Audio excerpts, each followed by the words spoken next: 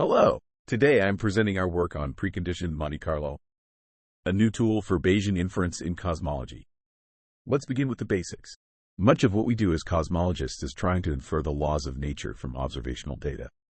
Mathematically, we develop models with parameters theta and we try to estimate the posterior distribution of the parameters theta given the data in the model.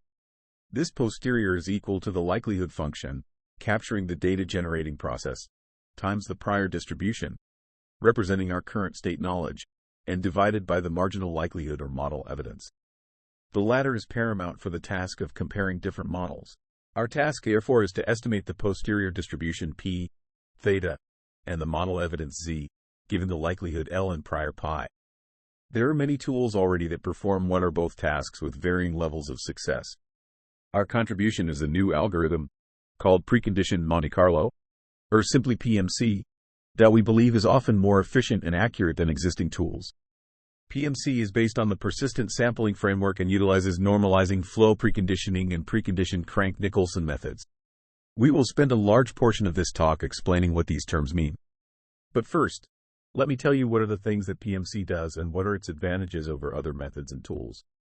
PMC facilitates posterior sampling, model evidence estimation, and global optimization. As a method, PMC is fully parallel, naturally adaptive, and scalable to high dimensions without the use of gradients. Furthermore, PMC is capable of sampling from multimodal and highly nonlinear posteriors, while it also offers well-defined termination and convergence criteria. Let's begin with the first component of our method, persistent sampling. Persistent sampling is not a single algorithm, but really a general framework that encompasses many algorithms, such as sequential Monte Carlo and nested sampling. The canonical way of sampling from the posterior distribution P of theta, here represented in blue contours, is to apply some MCMC method to target P of theta directly. This is a really challenging problem, especially when we have no idea what P of theta really looks like. Instead, persistent sampling replaces the hard problem of sampling from the posterior distribution P of theta directly, with a collection of multiple easy problems that are solved one at a time. A key component of persistent sampling is the notion that the solution of all the previous easy problems should provide information about how to solve the next one. Let's now talk about how can we split the problem of sampling from the posterior P of theta into multiple easier problems. One way of doing this is to use annealing to interpolate the prior pi of theta and the posterior P of theta. We can define an annealed probability target, P sub t of theta, where t is an index that takes values from 1 to capital T. The functional form of this annealed target is very similar to that of the posterior distribution P of theta, meaning it's the product of the likelihood function times the prior and divided by the evidence. However, the likelihood function is raised to a power beta sub t. This way we can control the effect of the likelihood. Given a sequence of beta values from 0 to 1, we can interpolate between the prior and posterior distribution. When beta equals 0, the annealed target reduces to the prior. And when beta equals 1, the annealed target reduces to the posterior. Furthermore, if you look at the cartoon on the right, you will notice that as the value of beta increases, the contours representing the annealed target do not change too drastically, but instead they gradually shift toward the posterior distribution. So, if we know what P sub t looks like, it should only take a small effort to go to P sub t plus 1. In other words, given a schedule of beta values, we can create a sequence of annealed targets of increasing sophistication that gradually approach the posterior distribution. We will see how can we construct an optimal, in some sense, beta schedule later in the talk. For now, the important thing to remember is that this is possible to do. This is an illustration of what this prior to posterior annealing process should look like. In general, we have some particles, here shown in green, that are drawn from the prior distribution, and we gradually push those particles toward the posterior, here represented in blue. Something that is not emphasized here for the purpose of clarity is that in persistent sampling, we do not discard the particles from the previous iterations, but instead we allow them to persist in a manner of speaking. Now, let's have another look into the collections of particles describing each annealed target. On the left, for beta equals 0, we have the prior distribution, represented by n particles. Similarly, on the right for beta equals 1, we have the posterior distribution, again represented by n particles. Between these two we have all the intermediate annealed distributions, each one of them represented by n particles. There are two reasons why I'm showing you this picture. The first is to emphasize the sequential nature of this approach. We keep solving problems until we reach the posterior distribution. How exactly we solve these problems will be the subject of the rest of this talk. The second reason I'm showing you this is to explain what we mean by persistence in persistent sampling. In this context, persistence means that the n particles representing p sub t plus 1 were not simply some transformed version of their n counterparts in p sub t. Instead, they were generated using information from all previous t times n particles. So far, everything is static in this picture. We still haven't talked about how to generate new collections of n particles and move from one annealed target to the next, until of course we reach the posterior. Turns out that there are three rules that need to be applied to generate n new particles describing p sub t of theta, given t1 times n particles describing the t1 previous annealed targets.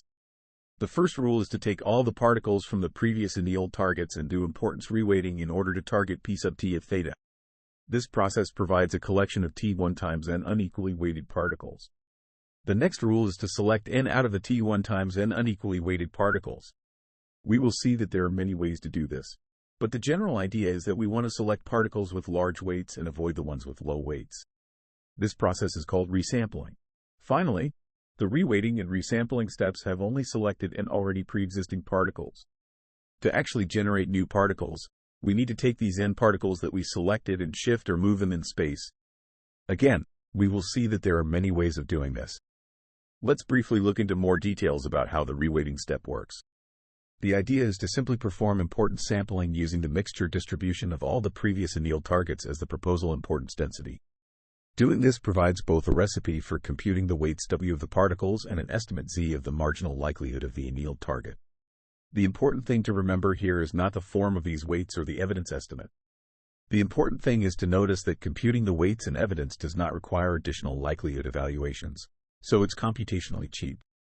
Choosing n particles out of t1 times n unequally weighted particles can also be done in various ways. One of the simplest approaches is to use multinomial resampling to choose the n particles, as shown on the left. Graphically, you could think of this as placing the unequally weighted particles along the perimeter of a wheel, where the size of each arc depends on the weight of each particle. Then you randomly rotate n vectors and keep only the n particles that the vectors point to. However, there are also alternative schemes, like systematic resampling shown on the right, that promise lower variance. In systematic resampling, instead of randomly rotating n vectors, you only rotate a single vector and then place the rest n1 vectors at equal angles. Reweighting and resampling procedures eliminate low-weight particles and multiply high-weight particles. However, these processes do not generate new particles. They just pick the best n particles from the t1 times n persistent particles. To actually generate new particles, we need to run short Markov chain Monte Carlo paths for each of the n resampled particles. The MCMC kernel in this case targets the p sub t annealed posterior, and its purpose is to shift the resampled particles around in order to diversify them. There are many MCMC methods that can be applied at this step. For instance, random walk metropolis and slice sampling, which are popular choices in the nested sampling literature, work well in low-dimensional problems and do not require gradients. On higher dimensional problems, one typically relies on some variant of Hamiltonian Monte Carlo algorithm. Very soon we will see that there are better alternatives. In the context of persistent sampling, one could design MCMC methods that are both scalable to high dimensions and gradient-free. But first we need to talk about counting particles. More importantly, we need some way of counting how many persistent particles we have. By that, I don't mean their number. We already know that at iteration t, we have t1 times n persistent particles. The difficulty of this task originates from the fact that the persistent particles are associated with the importance weights, so some particles have high weights, and some particles have low weights. We can't just ignore this fact and count each particle equally. Instead, what we do is we estimate the effective sample size, or ESS, of the persistent particles using this formula. The ESS estimate roughly quantifies how many equally weighted particles correspond to the t1 times n unequally weighted persistent particles. We can even use the notion of the ESS of the persistent particles to adaptively select the beta levels. This allows us to generate a sequence of annealed targets automatically without pre-specifying the sequence of beta values. In practice, to estimate the next beta value, we simply solve the optimization problem shown here.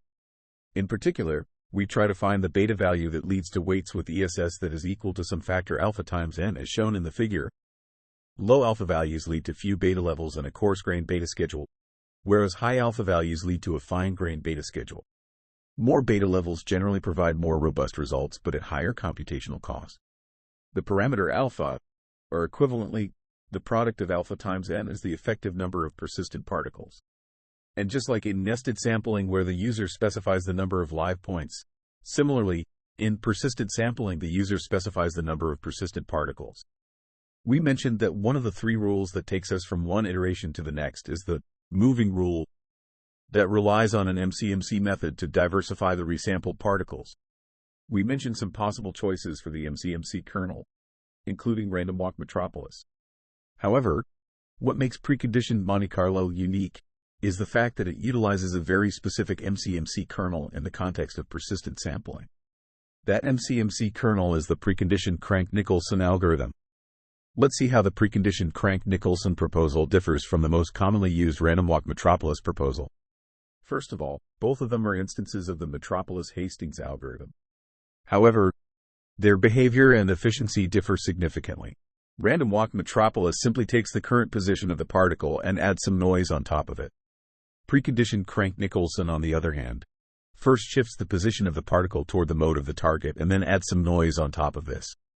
This shifting of the current state prior to adding the noise is what makes all the difference.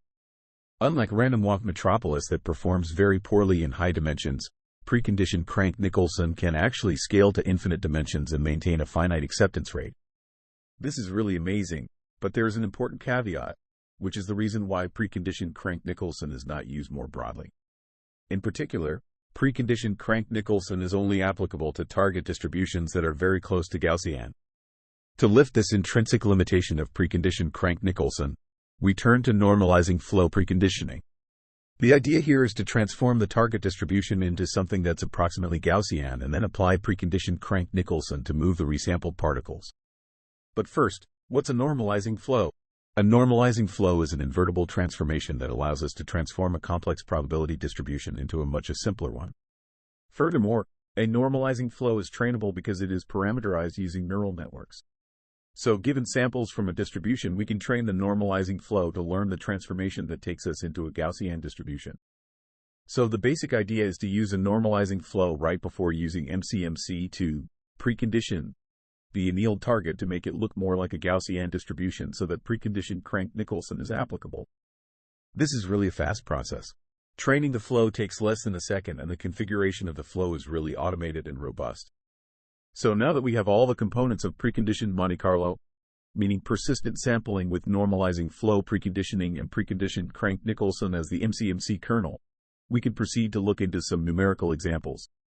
Here we compare the total computational cost, in terms of likelihood evaluations, of preconditioned Monte Carlo, or PMC, and nested sampling. For PMC, we use either preconditioned Crank-Nicolson or random walk metropolis.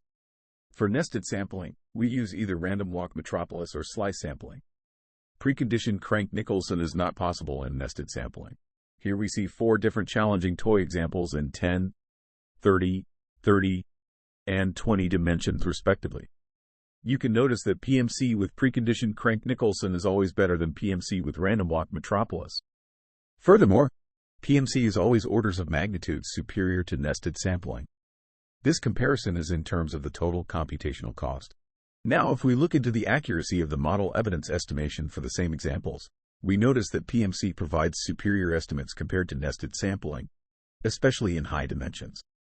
We can also quantify the scaling of these methods with the dimensionality. Here we plot the number of likelihood calls per particle as a function of the number of dimensions. The target here is a simple normal distribution. The computational cost of PMC is just a tiny fraction of that of nested sampling, particularly in high dimensions. We can also look into the accuracy of the evidence estimates as a function of the number of dimensions. Again, PMC remains very accurate even in very high dimensions, unlike nested sampling. Now turning into a cosmological application, we examine the total computational cost of sampling from the DES Year 1 likelihood with standard priors in 21 dimensions. Here we compare the Metropolis-Hastings implementation of COBIA with the no U-turn sampler, a state-of-the-art gradient-based sampler, and, of course, PMC. Metropolis Hastings requires more than a day to finish sampling. Nuts a few hours. And PMC just 20 minutes.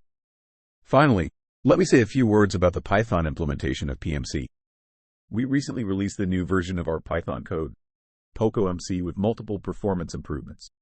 You can find this online, including a very detailed documentation and a plethora of features that aim to make your analyses easy to run and fast. I'll leave you with a brief take-home message.